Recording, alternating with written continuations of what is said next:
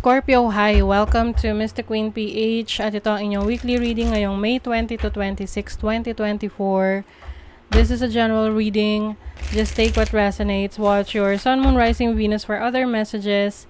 And thank you sa lahat ng mga sumusuporta dito sa ating channel. Just a reminder, gamitin nyo lamang ang reading na to bilang gabay. Pa-follow, like na rin ang ating Facebook at TikTok. Lahat po yan Mystic Queen PH. Like, share, subscribe, turn on post notifications para lagi kayong updated sa ating mga readings. And if you're interested in private readings, meron tayong 3rd anniversary promo, 25% discount sa ating tarot reading services, extended hanggang May 31, 2024. Ayan. So, meron tayong link sa description at sa pinned comment kung gusto nyo mag-book for a reading. Okay, Scorpio, let's see your overall energy. The Hermit. Oh, gusto niyo mapag-isa ngayon.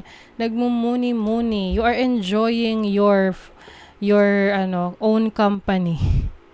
Oo. Na-enjoy mo yung katahimikan, yung peace and serenity. Yung iba sa inyo solo flight. Alam mo yung tipong mas productive kayo na kayo lang. Or mas na gagawa nyo yung gusto nyo ng kayo lang. Meron mga ganyan gusto nila na nagpupunta sila sa mall, mag-isa. Kasi mas nakakapag-decide sila where to go. Kesa yung marami kang kasama tapos nag-aaway-away kayo kung saan kayo pupunta. 'Di ba? And this is also about your reassessment, self-reflection ng mga bagay na gusto mong mabago or i-improve sa sarili mo. What is your challenge? 5 of Swords. Maaring nagkaroon ng conflict with someone. Maaring merong person na nag-take advantage sa iyong kabutihan, kaya iniiwasan mo na lang tong taong to na pwedeng iniisip mo, paano niya nagawa yun? Bakit ganun? Pinagkatiwalaan ko siya. Okay, let's see your opportunity. Ace of Wands. Bagong exciting na simula. This can be anything, okay? Parang meron kang self-discovery dito. Pwedeng may surprise. Oo, meron ding surprise. It's either ikaw yung masusurprise or ikaw yung mangsusurprise. But some of you, kayo ay masusurprise. Merong pwedeng may biglaang lakad na pupuntahan ka, hindi mo akalain na gagawin mo yun. Napupuntahan mo yun. This can also mean travel opportunities for you. Ano tong new beginnings na to na exciting for Scorpio? 3rd house. Pwedeng 3rd house kasi is about learning. So, pwedeng meron kang opportunity na mag-aral, mag-research. Pwede rin merong bigla ang bibisita sa'yo na kaibigan. Gusto nyo ba yon? Na walang sabi-sabi, bibisitahin ka sa bahay. Kasi may mga taong ayaw ng surprises. 'Di ba? Lalo na yung kung ang taong ito is napaka-busy tapos planado niya na yung buong araw niya or yung mga mangyayari na gagawin niya for the whole week.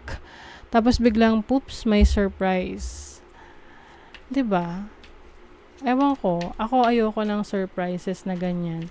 Okay lang yung mga, may magre-regalo sa'yo surprise. Pero yung mga surprise visit, kaloka. Anyway, let's see your blessing. Oh, 10 of Pentacles. This is financial stability, abundance, having more than enough. Oh, you are blessed. Blessed ka sa mga material na bagay, sa resources. Pwede ring, okay. Yung iba sa inyo may surprise dito na inheritance. Oo. Maaring merong Hindi nyo akalain, pinamanahan pala kayo ng lola or lolo nyo. Na, uy, sa'yo na pala yung ano niya, yung kanyang lupain. Oo.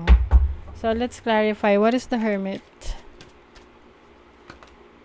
Ten of Wands. I think marami kang kailangang asikasuhin at gawin this week. Kaya ayaw mo munang, ayaw mo ng distraction, no? Yung tipong mga mangungulit sa'yo na, yung mga distraction. 'Di ba? Ayaw mo ma-distract. Gusto mo makapag-focus na matapos lahat ng mga task mo, yung mga kailangan mong gawin. What is the Five of Swords? Ace of Pentacles. So, be careful sa pagkakatiwalaan mo sa pera. Okay? Kung hindi ka sure, huwag maglabas ng pera. But of course, no, syempre, it doesn't mean na lahat ng opportunity itatanggihan mo dahil hindi ka sure.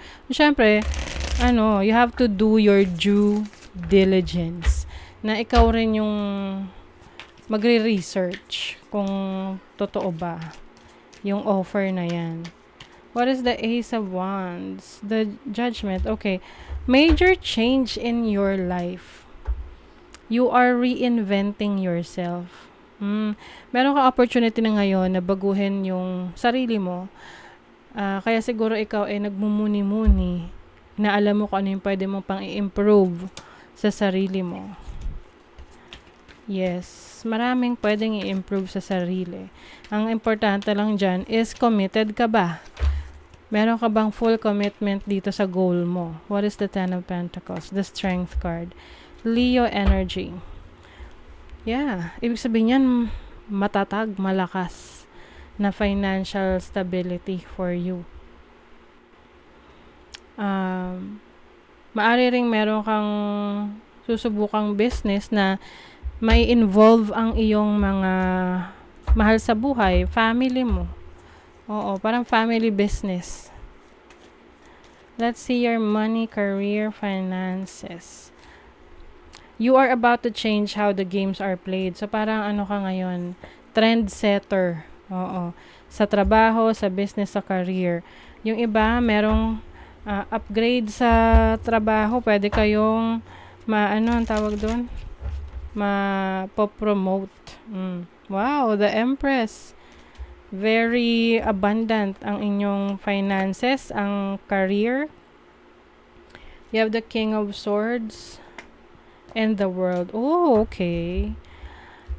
If you are working abroad, marami pang darating na opportunity sa'yo.